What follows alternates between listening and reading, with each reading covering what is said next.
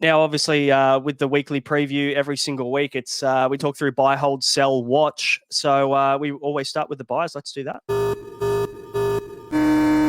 Targets acquired. Mattrix, take us away with the first one, mate. Ruben Garrick. I know you went a week early on him, but with a break even of 5, Ruben Garrick at 600k is kind of unheard of. Good matchup this week. Good matchup for the next 2 weeks. He does head into a couple bludgers, but you could possibly get a season-long keeper for 600k, a goal-kicking season-long keeper for 600k in Ruben Garrick. I can't find a reason not to get Rubes. Yeah, the main reason was what Ian has alluded to in the chat. Obviously, DCE being cleared from judiciary tonight and escaping with a $750 fine. I assume that Braino is going to be paying for that one himself, just so he gets Garrick unaffected. But that was the main concern. No Humboldt Olakawatu and no DCE was the main concern for Garrick if you were buying him. But, with Garrick back in the side there now, then the ball should still be going his way. And a great matchup and a break even of, I think, 2. So, yeah, 600k for Ruben Garrick. Egg on all 3 of our faces. We'll put our hands up there. We weren't keen on him in the centres at all in the preseason, but has just shown he's been even better, like getting involved more, getting close to the ball during hit-ups and making good tackle breaks, and just absolute elite. I don't know if he's been better. He did drop in price considerably, which was fantastic for us. It's going to happen though, like especially with high price volatile backs. Like you go 2 games that's scoring a try, and all of a sudden you're 600k. We'll see that with like Val Holmes. Like Val Holmes has been scoring 70s. And all of a sudden, he's faced with like 110 break even. So you can still play well and lose cash. But yeah, Garrick has been great. Bottom dollar pickup, as with Jacob Carraz. Now, he was a little bit iffy being named at centre to start the season, Braino. But, back on the wing now, back to his sort of best. We were really keen. All 3 of us were super keen in the preseason. But that sort of back spasm, fracture, and then no preseason, no trials, sort of scared us off a little bit, but now's the time to jump back on. He's had 7 weeks of footy in his system and looks back to his absolute best. Yeah, I mean, I was looking at his score, and he's definitely on my radar this week. If I decide to boost, he's probably the guy that I will be getting in, playing against the Tigers this week as well, where Dean Mariner nearly scored about fucking 5 tries in that He's banned. We're not naming him on this podcast. Mattrix would be filthy with Dean Mariner. He cut us so hard last week. But yeah, obviously, Tigers good matchup. I guess let's chat Max Plath because cool. No more of he who must not be named chat. I mean, Max Plath. What a stud. He is, as I said in the chat on Sunday, if you want Cam McInnes for 420k, mate, jump on Max Plath. I'm really struggling to get him in, Matty. Is he on your radar? Is he someone that's in your trade plans this week? Yeah, and it's probably the dual flexibility too. I've got some guys, and we're going to be chatting about them in the sell list. The sell list is actually you guys just looking at my Supercoach team and picking 4 guys. So, yeah. Filter by who's been the shittest for the last month and just chuck them in. Yeah, unlucky. I don't have 2 boosts this week, but yeah, I think with the negative break even, with the consistency, with the fact that I don't even think that I need to trade him out and he could be a bench play a lot of weeks. Yeah, Max Plath is on my radar. I want to get him in, but I don't know whether I can because I'm kind of prioritizing some other moves. And I'll talk about my trades at the end because I'd love to get some opinions on which way I should go. Because it's this man that has literally... I don't want to talk about this man. I want to leave this man just for you because he's giving you the most headaches. I don't know. Trey Fuller, negative 123 break even, basement price 204k. Now, the positives, he's going to make bulk cash. Probably anywhere between 200 to 300k in the next 2 weeks, pending obviously scores. But the negatives, he's fullback only. So you have to trade out a premium fullback. Now, if you're someone who's just riding with like a Kale Iro at fullback or whatever, you've been blessed because this could probably be one of the easiest moves you make is to shift Iro back up. But for us running Turbo and Walsh or Drinky or another plethora of fullback options, it is a harder decision to make because you're trading out a known commodity for a guy who's had 2 good games, don't get me wrong. But there is risk there because obviously Hamiso's nearly due back. So there's a lot of things going on. If if Hamiso was out for the season, it'd be a must-have because it's Mhm. and a lot of people are comparing him to Buller last season, and the difference is Buller, it was his spot to lose. Unless there's some kind of weird thing where Bennett plays Hamiso over Avarillo when he's back, and then they have Herbie, in the other centers. Apart from that, like it's just Fuller runs with Buller. Yeah, good point, Justin P. Good point. Fuller does run with Buller. I mean, apart from the unknown job security, there's no reason not to, because he has the lowest break even that I've ever seen. It's a minus 123. It's less than what Schiller's was. Sorry, it's more than what Schiller's was. Schiller's was a 117. So it's just so much cash. And if Amiso is out until round 11, that's another 2 weeks. Scores 60-60. He's making bulk coin, but then, you're running the gauntlet of trading out Turbo. And then you also have to run the risk of discipline of trading out Turbo for Fuller, but then holding 300 or 400K in reserve because you're wanting to get another gun fullback back in once this time in the sun comes out. So, goodness me, I'd love for Wayne Bennett to come out and say that, Hamiso, he might miss Origin. He might not be back until round 14. That would really help. But he also does cover around 13, 16, and 19. So if you did want to go a little bit gambly, a little bit Tyson Gamble, and just play one fullback until round 20, you do have really good cover in Fuller for 13, 16, and 19. I think the only downside there when we're talking schedule is the fact that he misses round 14, which I think is going to be a really sneakily tough week. We don't get the blessing of only having to play 13 players like a major buy round, so you've got to fill a full 17. If we bring up the schedule, if I can quickly do that. It's not that bad. It's the Dolphins, it's the Raiders, and the Eels. Like, there's no one of huge relevance out of those sides. Yeah, like, I mean, by then, people are going to be stacking Dolphins. We should have punted Sean Lane by then. Morgan Smithy's time in the sun's probably done. We're now starting to filter out Schiller and Strange. That just leaves your Asakos, your Plaths, and your Fullers of the world. I don't think 14 is as bad as what people are making out, personally. Joey Manu as well, pretty popular. But yeah, I mean, I think it's probably because everyone's holding Raiders right now, but we're moving them on. So I'd say, you're probably right in that instance. But yeah, Trey Fuller, very very tricky one. I don't have the answer for it right now, but I'm leaning. I've been toing and froing on this all day. Don't be a pussy. Just do it. I think I'm leaning towards just doing it with the amount of cash I can create, how I can better my team. Can I be honest? This could be a point in the year that we come back and look at, and there is the people that got Fuller and the people that didn't, because Hammer gets ruled out for 2 weeks because it's super wet and Turbo drops some cash this week. Like, it could be season defining, this trade with trade. It reminds me of COVID year when Hines was floating around for the Storm. So Hines only got 3 weeks because Pappenhausen was out, and then that third week Pappenhausen was out for about 3 weeks, and then after that third week again Munster was out for like 6 weeks. So people that jumped on Hines got him and they had so much insecurity over his minutes and his security and whatnot, and they got the season for him. I don't think we're going to get the season out of Fuller, but one thing goes wrong. Hamiso has shown he can play in the centers, and if Fuller continues just to play as well as he is, there could be a real conundrum on our hands, and you could have a 65, 70 averaging fullback for 200K. I mean, I placed a bet with Mattrix that Fuller out averages Turbo from now until when Hamiso's back. So if you believe that, if you're on my side, like, you've got a premium for 200K, and that's just unheard of. Yeah, fair call. I will update everybody on how I'm feeling by the end of the pod. You'll get the peer pressure in the group chat by us. Don't you worry. Probably. We don't have the balls to do it. We're not doing it, so we want to live vicariously through you. I'm a man of the people, so we'll probably make it happen. But there's one other buy this week. Funnily enough, I didn't even put him in the notes, but he's actually someone I'm buying myself, and that's Britton Nickera. He's sitting at 595K. He's coming off an 89 last week. Obviously a 93 after upgrades. With Nico now, obviously without Trindle, I feel like he took a lot more control last week, and that's directly going to benefit Britton Nickera. We've got a break even of 50, so it's not like you need to jump right now. It's not you must get on, otherwise he's going to be 700K next week trade. But he is playing the Dragons. He did look good outside of Nico last week, so I think this is the week that you can jump on and feel pretty good about playing him for the most part, nearly every matchup moving forward as well. Any additional thoughts on Nickera? Nah, season keeper. You're getting him at, I would say, bottom dollar, but he actually made cash last week after scoring 93. But yeah, pretty much at bottom dollar for Britton Nickera. So yeah. Can I add one more to the buys? Sure. Do it. Nico Hines.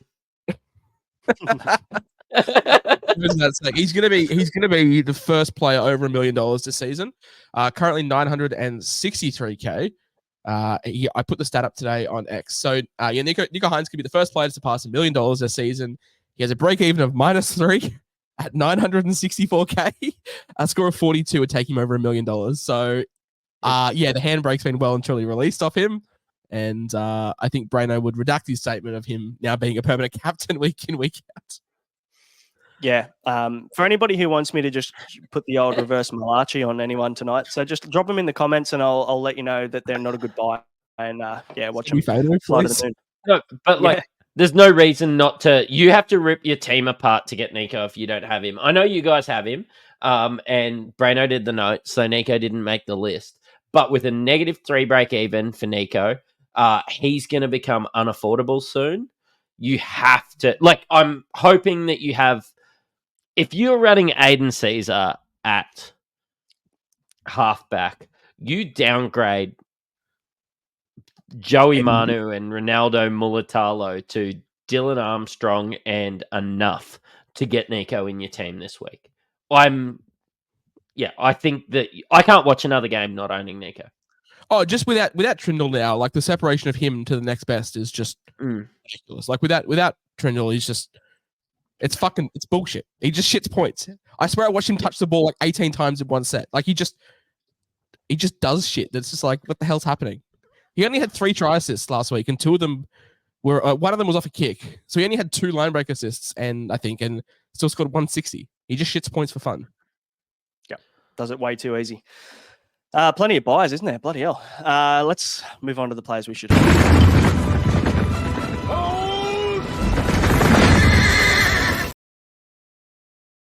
I'm fucking second guessing this first one because he's on the hold list every week, boys. Taylor May. He'll be 270K, and we'll be like, you've come this far. Yeah, basement price 204K. Can't lose any more cash, can he? He's versing Souths, who have probably the leakiest edges in the comp. They just every winger and centre just shits points against Souths. Is it the right move to hold him now, boys? Like, I'm starting to second guess myself because he's on the list every week. Yeah, I don't think that he can be much worse. He could nearly be a buy with how cheap he is now. It's kind of like you've already sat and lost so much cash. So like, if you trade him now, you're trading him kind of near the bottom. I'd like to say near the bottom. Yeah. I'm no TikTok aficionado, but apparently he was he may have been indulging in a bit of the smoke on TikTok Live this evening. So I don't know. Do with that what you will. I mean, I didn't see it, so I can't say anything. But I just read it on Insta. But yeah, he's 394K. Has also. I'm just looking at this new Supercoach UI. What do we think? I want to get a poll happening in the chat. But what do we think of the new Supercoach interface? But it has a break even of 45, which Supercoach have given him a 13% chance of hitting. All right. Sure. Against Souths, I'd be holding. Like Mattrix said, if he does go under 45 again, he's going to be like 370. I'd be looking at just picking him up. He would go from being my center wing 2 to start the season to being like center wing 5 or 6. I'd just play based off matchups. And that's probably the message. Is you hold him because you can play him on matchups, and he considers you CTW 5 or 6, and he'd be my center wing 7, if I'm being honest. If I had a gun to my head, I would play Kale Ero with way more confidence over Taylor May. Way more confidence. I would play Kale Ero against the Panthers over Taylor May against the Dragons. We've got to move back to Trey Fuller because there is a request here from Gazaraki. Thanks for the donation. Can we get a 15-second emphatic statement from the Whisperer where he absolutely sledges Fuller and I can fall asleep in peace trading him in? I thought that was me more than you. Go on. I can't because I went early on him in fantasy. I bought him in fantasy. He's been absolutely amazing in that sense. It's really hard to talk shit on a guy that racked up 10 tackle busts last week, like 20 points just for doing nothing, and then he obviously has a million runs. and it's like the Dolphins still playing attacking footy. I unfortunately I can't give you the anti-Kerr seal of approval this week on Trey Fuller. I'm doing all I can to convince Braino to buy him. So it's true. He keeps telling me, and I keep pushing back with different reasons as to why I can't do it. But I think I'm going to get talked into it. Another hold on the list this week, and this one's a bit of a subjective one because it's based on your team and what you need. But I mean, Jack Bostock's break even isn't anywhere near lose cash territory. He's actually playing, and we'll talk soon about the weather because it's very relevant this weekend. But he's actually playing in one of the only dry matches this week against the Cowboys, who have not been good. So, I mean, is there kind of any reason to trade Jack Bostock unless you're upgrading Mattrix? No, unless you really need that money. But no, I think that Bostock's a hold. I'm trying to find a way to play him this week, to be honest. Yep, and Appy Coruscant also a hold. We talked about him a little bit in the injury segment, but Mattrix, you're a Appy owner and agreeing that you're going to just hold tight on him for a little bit, but you're going to have to upgrade your reserve hooker. Yep, which makes sense. Break even of 99. 3-round average of. Sorry, I'm trying to work out the new interface. New app. 3-round average of 45. Like which with. Especially since he shot me up the ranks early on in the year. I have higher expectations of Appy on the Fiddler. But, yeah, to be completely honest, you've just got to hold him. You're not losing any money if you don't sell him. This is true. And go. One more, highly commended. Terrell May, the other Yam. Is he a hold or is he a sell? I would not blame anybody if they sold him, but we know that Lindsay Collins is going to play some Origin football this year.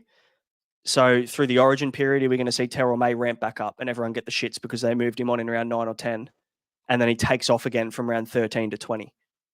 He is going to bleed a little bit of cash. I think his break even's about 90, 91 this week. The last 2 weeks haven't been good. It's been a tough watch. He's not getting the minutes there, and the bench looks exactly the same this week as it did last week. So, what do you reckon, Josh? Are we holding strong with Terrell May for the short term, or is he a trade? Yeah, I don't know.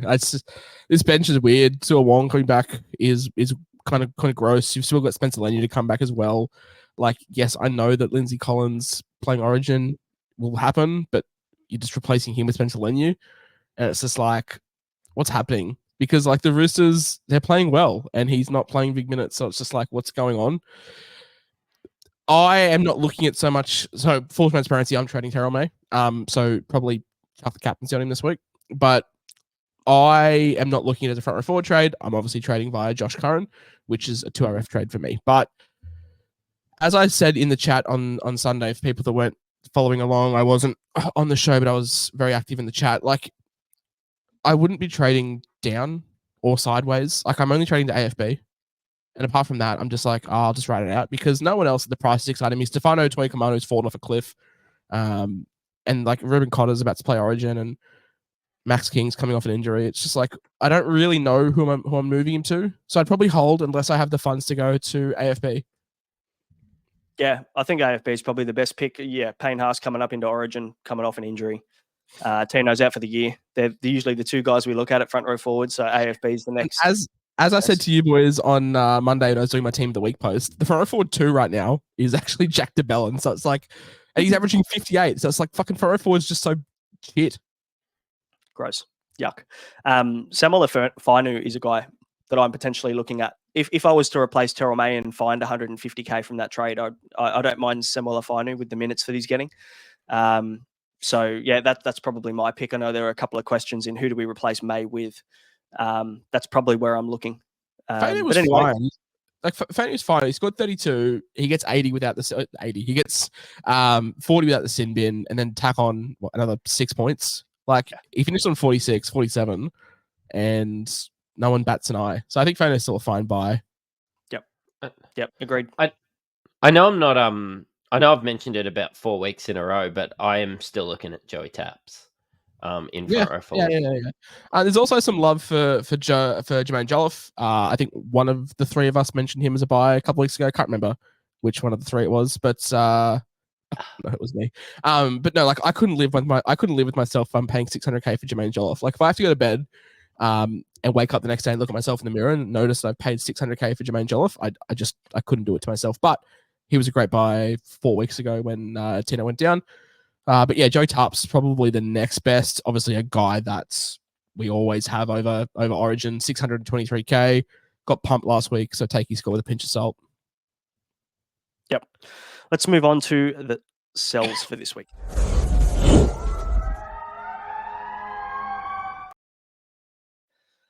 Josh dying in the background. Am I muting my mic? I think I'm trying to mute it every time I cough. Hopefully it's yeah, for the most part it is. It's fine. Good.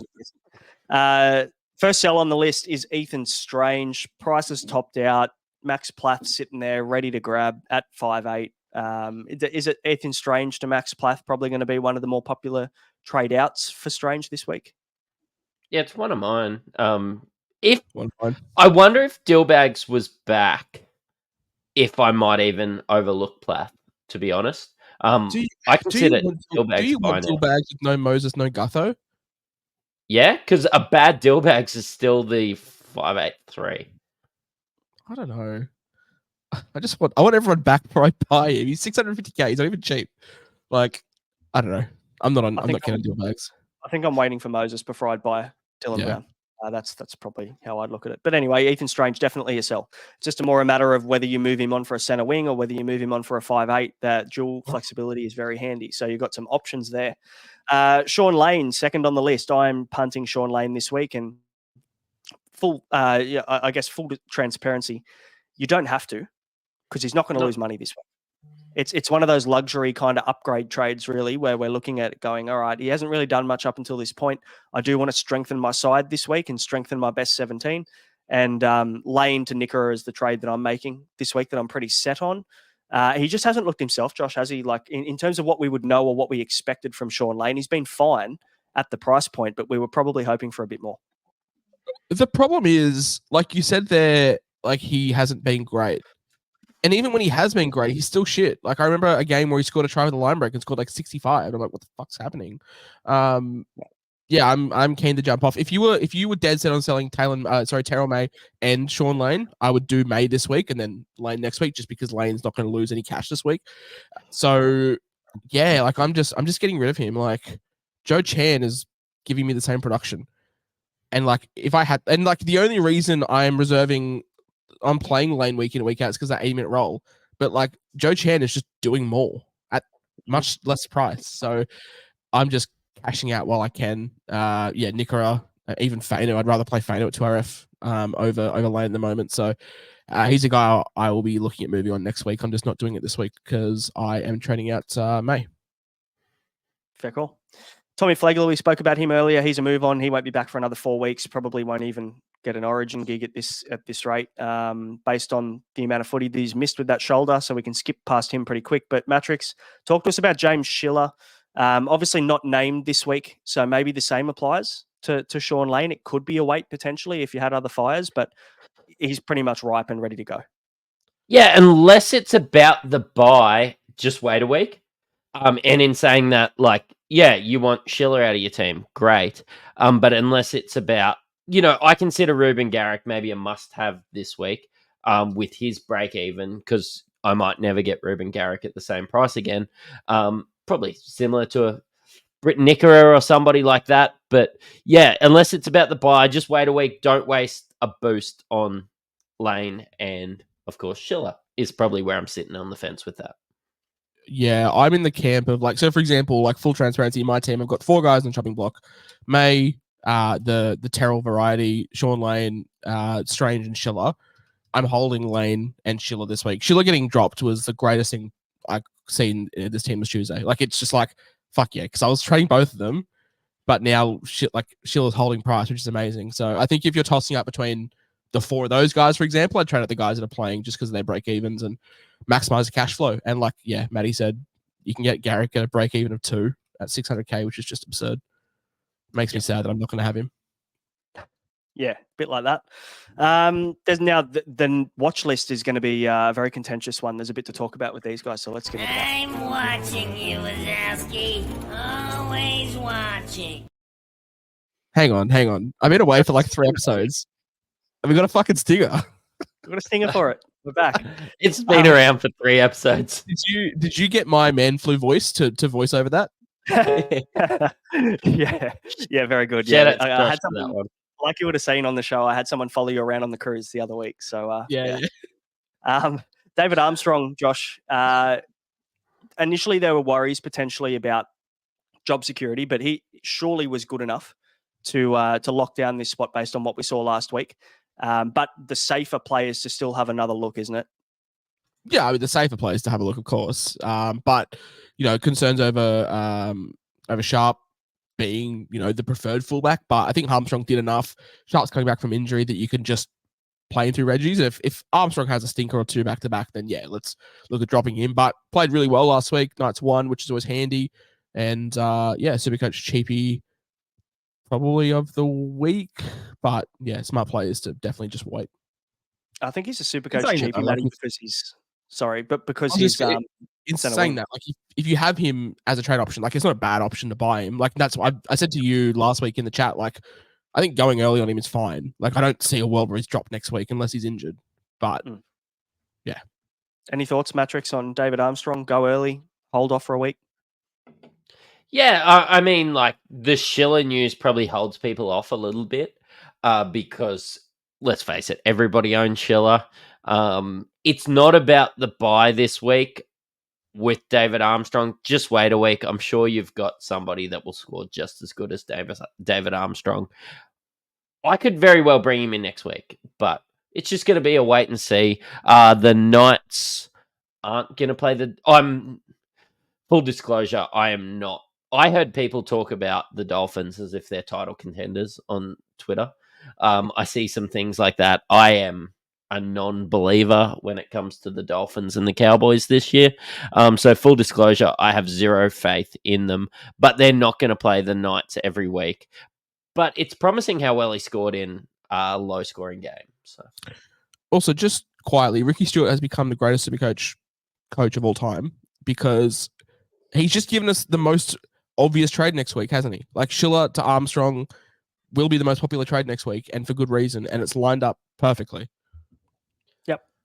And I'm assuming he'll be on the buy list next week, so don't have to buy too much into that. It's going to be awkward when Ricky Stewart's on Sunrise talking about the 50K he won from Supercoach for all the decisions he's made. We probably should mention, speaking of Ricky Stewart and Raiders in general, that people are wondering why Chevy Stewart isn't on a sell list. One, we never said to buy him, so that's probably the first part.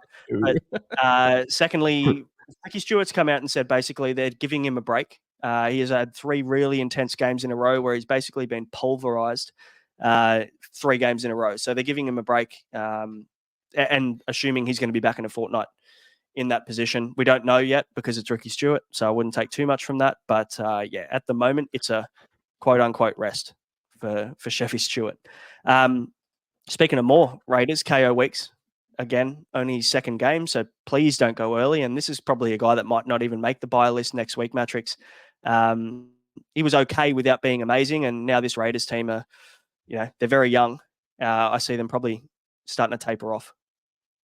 Yeah, look, if I had to put a little asterisk beside it, good buy in fantasy due to those kick meters and Ethan Strange still not doing much of the kicking. I sort of thought Ethan Strange might have done a little bit more of the kicking, but KO Weeks is doing the kicking, and of course you get kick meters in that. But yeah, definitely not a buy. Stay away from him for Supercoach. But yeah, he has his place in the world, old KO. So not weeks, maybe wait months. What about Solomon Alomalo, Josh? Tigers boy on the wing, got himself another gig this week. 38 last week. We could probably call it a flogging. Any love for him? Sure. He gives me big far Tape vibes. Let's just wait and see. Like I'm going Armstrong before I go Solomona. It scored 49, which was nice. But yeah, we've actually most people are running 3 somewhat primo center wings and probably Kale as their 4th. And then you're going to have Armstrong. You're going to have Guy, who we haven't even touched on in the episode today. Blaze Talangi might get a run at fullback. So it's just like, there's probably just better options. Like a lot of these guys, like Gago, Talangi, Armstrong, like they haven't matured yet. And they probably just got better scoring and security than Ali Malo. So yeah, not for me. What about Jai Gray then? Because he's an interesting one. The position, the Supercoach position is 5'8" only for Jai Gray. So I'm assuming at round 12 he will get dual if he obviously keeps that fullback position. He's played 3 games at fullback, I think, so far. But there's such a question mark around where Latrell's going to play when he comes back next week, which is why he's on the watch list this week and why he's not a buy. Anything else to add on him, Mattrix, before we move on? Not really. I expect Latrell to pop back in the back there. If I was I probably just expect that to happen. So I don't know. Like I've been a pretty big advocate for just fuck it, just White and 6, Cuddy 7, Trell 4, Gray 1, and then just have Latrell attack at fullback in the 20. I think a South's fullback, like I don't have to jump on at 204k. Like I'd happily pay 330, 340. Like I'd happily just wait 2 weeks more because we know, like he only scored 39 last week, but there was like 3 tries to see bombed. Like he just tried to bomb them, and that's just from my inexperience. He gets those, he scores 100. Like I'd pay 330 for him. I don't really care that he's going up in price this week. I want to see the role. I want to make sure it's secure. And then yeah, like I'd pay up to 330, 340 for him just because of the upside that it's got. So wouldn't rush out of my way for him, but at 5'8", yeah, the question then becomes like, what do you do with Galvin? Like, how much time in the sun does he have? So definitely interesting times at 5'8" happening. Like, I didn't think we would have a conundrum at 5'8". We all just went Dylan Brown because we were like, sweet, don't have to make any trades. And now we're like Max Plath, Lockie Galvin, Strange, Gray. It's like shit. We've got like so many cheapies that are definitely options. And if you're like me that has Tamari Martin still sitting there, probably topped out in cash, Tamari Martin to Gray in a couple of weeks could be a pretty easy bail out there. So yeah, some guys to watch this week. Stay tuned. Some of them might be buys next week. Some of them may not be.